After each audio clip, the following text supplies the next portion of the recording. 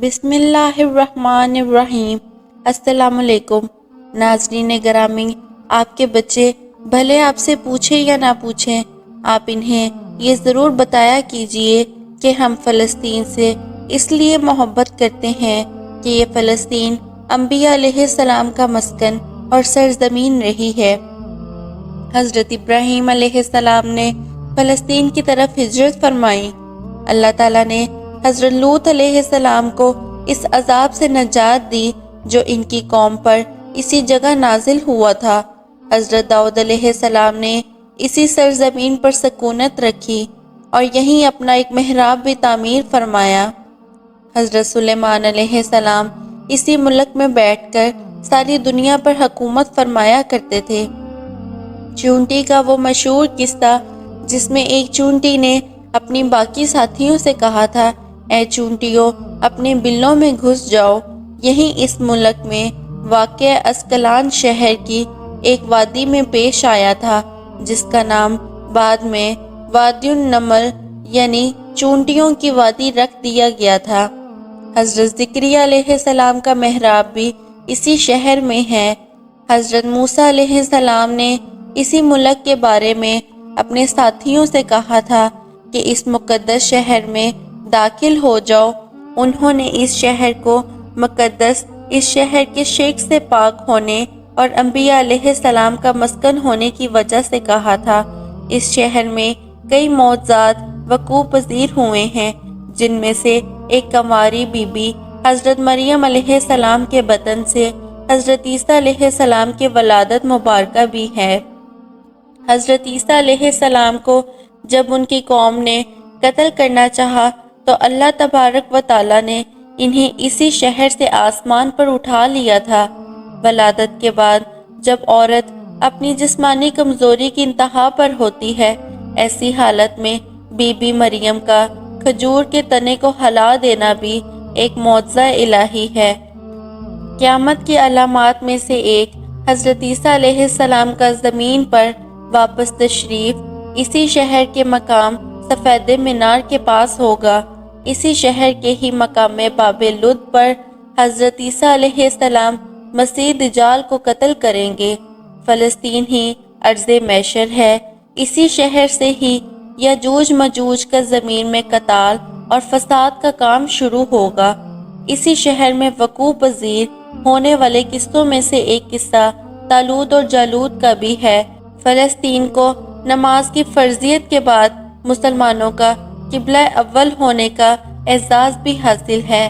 ہجرت کے بعد حضرت جبرائیل علیہ السلام نے دوران نماز ہی حکم ربی سے حضور صلی اللہ علیہ وآلہ وسلم کو مسجد اقصیٰ سے بیت اللہ کعبہ شریف کی طرف رخ کرا گئے تھے۔ جس مسجد میں یہ واقعہ پیش آیا وہ مسجد آج بھی مسجد قبلتین کہلاتی ہے۔ حضور اکرم صلی اللہ علیہ وآلہ وسلم معراج کی رات آسمان پر لے جانے سے پہلے مکہ مکرمہ سے یہاں بیت المقدس لائے گئے۔ سرور عالم صلی اللہ علیہ وآلہ وسلم کی اقتداء میں انبیاء علیہ السلام نے یہاں نماز ادا فرمائی۔ اسی طرح فلسطین ایک بار پھر سارے انبیاء علیہ السلام کا مسکن بن گیا۔ حضرت ابو ذر رضی اللہ تعالیٰ عنہ کہتے ہیں کہ میں نے رسول اللہ صلی اللہ علیہ وآلہ وسلم سے عرض کیا کہ زمین پر سب سے پہلی مسجد کون سی بنائی گئی؟ تو آپ صلی اللہ علیہ وآلہ وسلم نے فرمایا کہ مسجد حرام یعنی خانہ کعبہ۔ میں نے عرض کیا پھر کون سی مسجد بنائی گئی؟ تو آپ صلی اللہ علیہ وآلہ وسلم نے فرمایا کہ مسجد اقصیٰ یعنی بیت المقدس۔ میں نے پھر عرض کیا کہ ان دونوں کے درمیان کتنا فاصلہ تھا؟ آپ صلی اللہ علیہ وآلہ وسلم نے فرمایا کہ 40 برس کا، اور تو جہاں بھی نماز کا وقت پالے وہی نماز ادا کر لے، بس وہ مسجد ہی ہے۔ وصال حضرت محمد صلی اللہ علیہ وآلہ وسلم کے بعد حضرت ابو بکر صدیق رضی اللہ تعالیٰ عنہ کو ارتداد کے فتنے اور دیگر کئی مشکلات سے نپٹنے کے لیے عسکری اور افرادی قوت کی اشد ضرورت کے باوجود بھی ارض شام کی طرف آپ صلی اللہ علیہ وآلہ وسلم کا تیار کردہ لشکر بھیجنا بھی ایک ناقابل فراموش حقیقت ہے۔ اسلام کے سنہری دور فاروقی میں دنیا بھر کی فتوحات کو چھوڑ کر محض فلسطین کی فتح کے لیے خود حضرت عمر فاروق رضی اللہ تعالیٰ عنہ کا چل کر جانا اور یہاں پر جا کر نماز ادا کرنا اس شہر کی عظمت کو اجاگر کرتا ہے۔ بیت المقدس کا نام قدس قرآن سے پہلے تک ہوا کرتا تھا۔ قرآن نازل ہوا تو اس کا نام مسجد اقصی رکھا گیا۔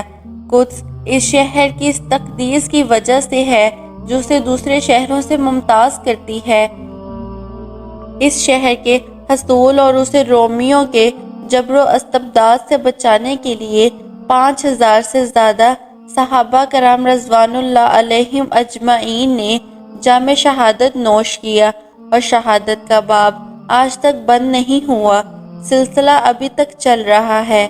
یہ شہر اسی طرح شہیدوں کا شہر ہے۔ مسجد اقصی اور شام کی اہمیت بالکل حرمین شرفین جیسی ہے۔ فلسطین کی عظمت کا اندازہ اس بات سے بھی لگایا جا سکتا ہے کہ یہاں پڑھی جانے والی ہر نماز کا اجر 500 گنا بڑھا کر دیا جاتا ہے۔ آج کی ویڈیو میں تھا بس اتنا ہی۔